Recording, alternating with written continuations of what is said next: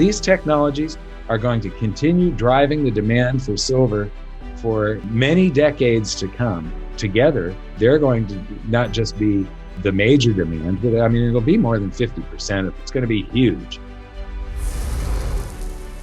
Hi, this is Mike Maloney, and I've got Jeff Clark with me. How are you doing, Jeff? I'm doing great, Mike. It's great to be back with you again this week, of course. So I've got a couple interesting topics to throw your way, if that's okay. That would be great. Fire away. All right. Well, the first one is I love this as an analyst. It was a detailed report with lots of data in it from the Silver Institute about the jump in silver demand that they expect to come from the automotive industry. And one of the reasons they expect the jump is because EV vehicles, electric cars and things like that, use more silver than combustion engine cars. And of course, there's going to be an increase in EV use. They think the jump is going to be so much that they predict the second largest industrial use demand for silver is going to come from the automotive industry. And the first largest use is already solar panels and photovoltaics and things like that. So the increase that's expected in silver demand for industrial use in total, but especially from those uses, is really going to jump. So my question is, Mike, what do you see in silver's future? This doesn't have even anything to do with monetary demand, which we both think is really going to spike at some point here. What do you see in silver's future, Mike? Well, as you know, much of silver is mined as a byproduct of other silver, of other metals. I'm sorry. You're mining zinc, or you're mining gold, or you're mining something else, lead, so there's all these different metals, and silver sort of comes along from the ride, and that's a tremendous amount of the silver supply. And if there's an economic turn down, that's when people shift toward monetary demand. And I do see a lot being used up in electric cars and solar panels, because this is the future. But also the fact that it's a semi-inelastic supply, because they're not going to dig up twice as much lead, twice as much zinc, twice as much copper or whatever, because the price of silver goes up. And so a lot of the supply is completely inelastic, and it goes along, that portion of the supply goes along for the ride with the economy, regardless of monetary demand, or the demand from this added demand from cars. And cars is the fastest growing, automobiles, but solar is, so cars might be smaller and solar, but they're going to both accelerate in the future. The solar roof that Tesla came out with, we have alternate sources of energy, and some of those sources are very clean, like solar energy. Now, recently, I've purchased recently 4 Tesla power walls and quite a few solar panels, and I've got 2 houses now on my little farm and they're little houses. They're not big. I'm going to be living in basically the equivalent of a cabin, like a hunting cabin or something like that, which I love anyway. I would rather own my own river and live in a cabin than have a 20,000 square foot house somewhere. That doesn't impress me. And I have a river that I own that's 20 feet from my new house. So I'm going to be nice and cozy and happy there I'm completely off the grid. It is not connected. And so, yes, it uses up the batteries in the battery pack, and the solar panels on the house used silver. And this is only going to increase. And even in an economic downturn, this is going to increase. Now, with the solar roofs, about every 30 years, you have to replace the roof on your house. And there's a major cost in doing that. So you can deduct that cost from the cost of a solar roof. And that difference makes it quite economical to invest in solar for your house and go, energy efficient and clean. And, when it comes to the cars, I've owned Teslas since 2010. I had a 2010 Roadster. I've still got my 2011 Roadster. I had a 2012 Model S Signature Edition, the 599th car. And I've got a Tesla dual motor performance Model 3 right now that I love. And I've got a couple of Cybertrucks on order for the farm. And I'm going to be, there's some electric tractors being made. I'm going to be ordering a couple of those so that the farm can become carbon negative.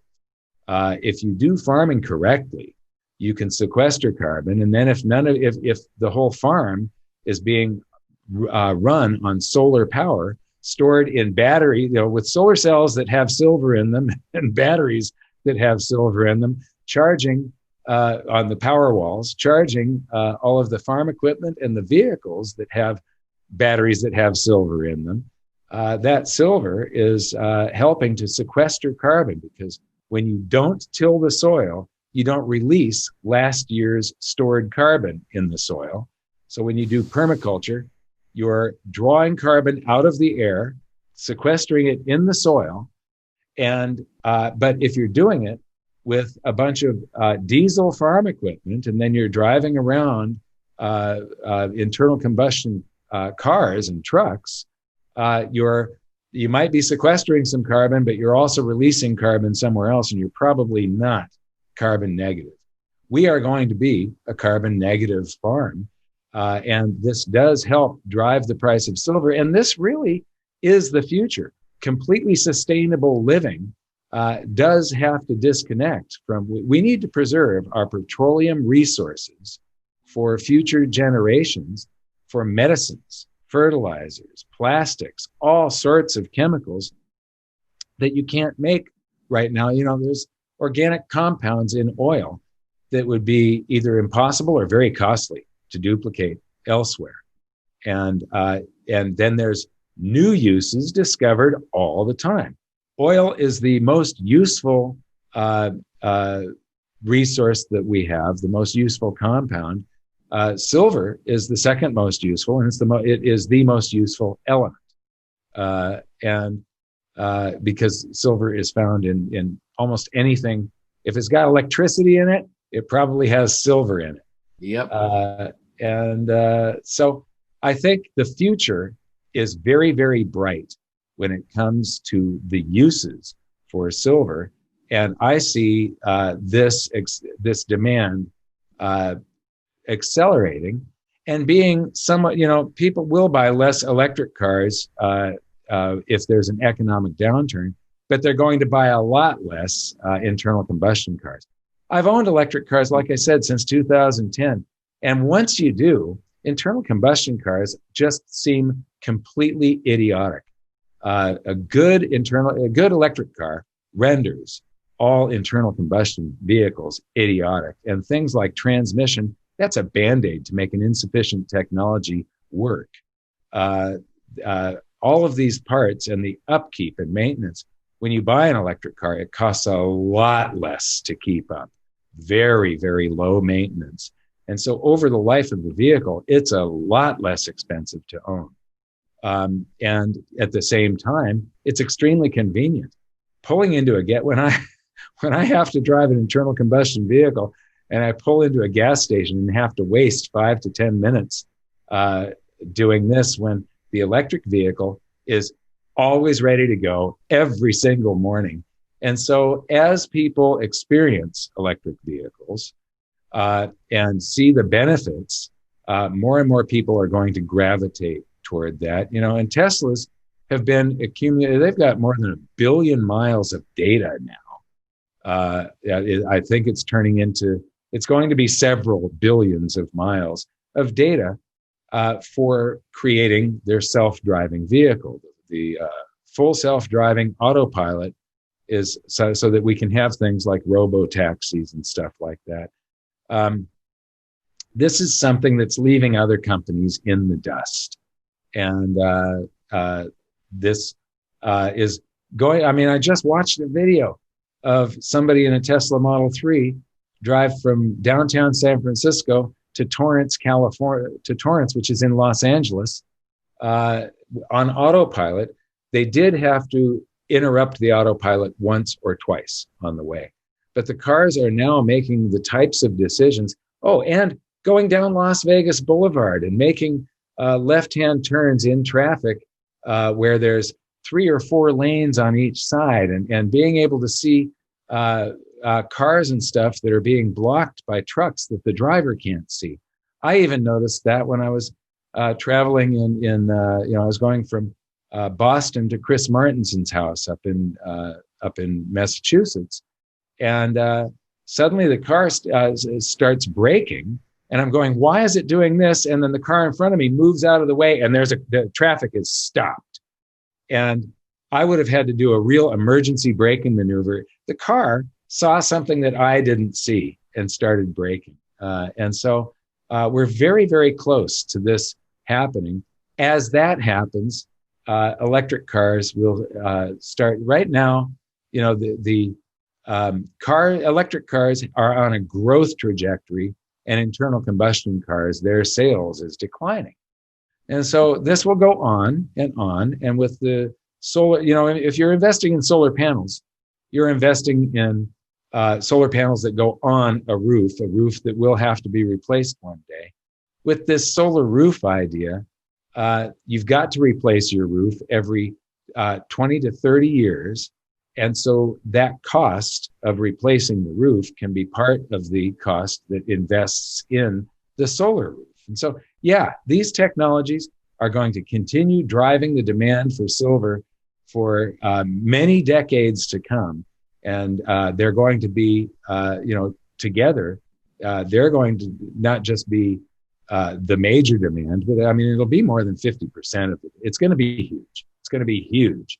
And meanwhile, the U.S. Geological Survey, we may have hit peak silver, and we may be declining. The size of the deposits that have been discovered are. So, I mean, you're the expert on that. Tell us about that, Jeff. Well, that's a big topic, and you and I have talked about writing about that in a book. But the short version is that, yes, because of what happened with prices for both gold and silver here over the past decade, miners have not been incentivized to look for more gold and silver. And therefore, when you spend less looking for gold and silver, what do you get?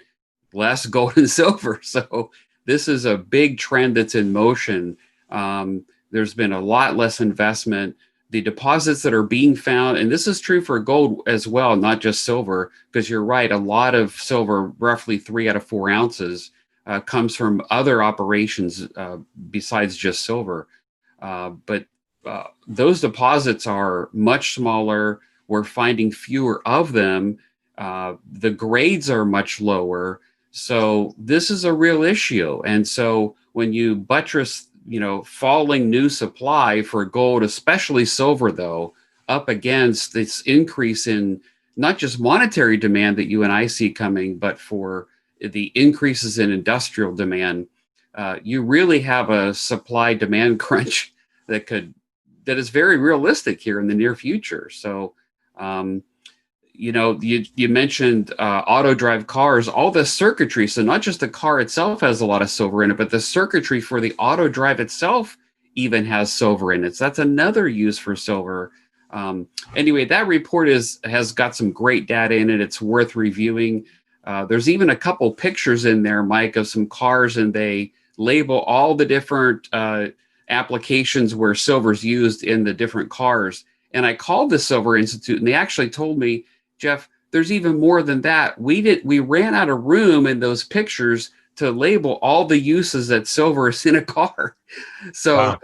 They couldn't even list them all. So silver really is the indispensable metal. Industrial demand is going to go up, and that's going to be another key driver of the price because silver is so valuable and it's so useful. And you're right, we do keep finding new uses all the time. Yeah. Yep. Yeah. So I see nothing but a bright future for silver. Well, thanks, Mike. That was a great chat on the future of silver. I think you're right. The future of silver is very bright. So thanks, Mike, and I'll see you on the next call. See you, Jeff. Thanks.